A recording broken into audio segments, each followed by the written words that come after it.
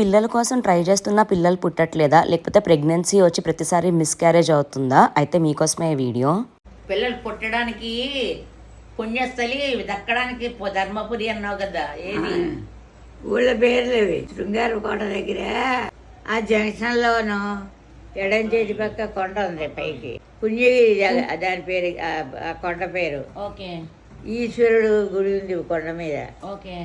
అక్కడ స్నానాలు చేయడానికి పెద్ద దార పడుతూ ఉంటుంది.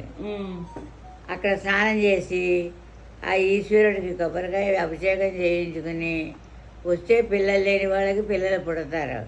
ధర్మవరం పడితే సన్యాసయ్య దగ్గరికి ఆయన దక్కిస్తాడు, ఈయన పుట్టిస్తాడు, ఆయన దక్కిస్తాడు. అనకాపల్లి వైజాగ్ దగ్గర ఒక ఊరు ఉంది, దాని పక్కన ధర్మవరం అనే ఊర్లో ఒక టెంపుల్ ఉందంట. అక్కడికి వెళ్తే అక్కడక్కడే తెలిసిపోతుందంట పిల్లలు పుట్టే యోగం ఉందా లేదా అని. అది ఎలా తెలుస్తుందని ఇంకో వీడియో చేసి పెడతాను. అత అది సచ్చినాడు పొద్దున్నే స్నానం చేసి పెరుగులోను 9 మెంతి గింజలు నానబెట్టుకుని పూజ చేసుకుని ఆ తర్వాత తాగేసి ఆ రోజంతా ఏం తినకుండా మన్నాడు తినాలి అని చెప్పావు కదా. అంతే, పొద్దున్నే నానబెట్టుకుని అప్పుడే తినేయాలి.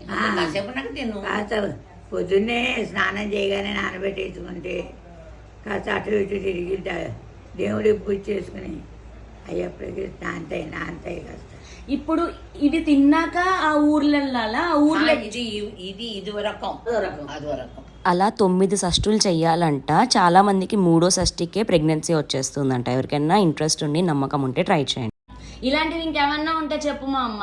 లక్ష్మీ నరసింహస్వామికి గుళ్ళోకి వెళ్ళి అక్కడ ఆయన పోగు కడతాడు. పోగు కట్టించుకుని ఏ పిల్ల పుట్టినా 3 వరుస పేర్లు పెట్టుకుంటాను.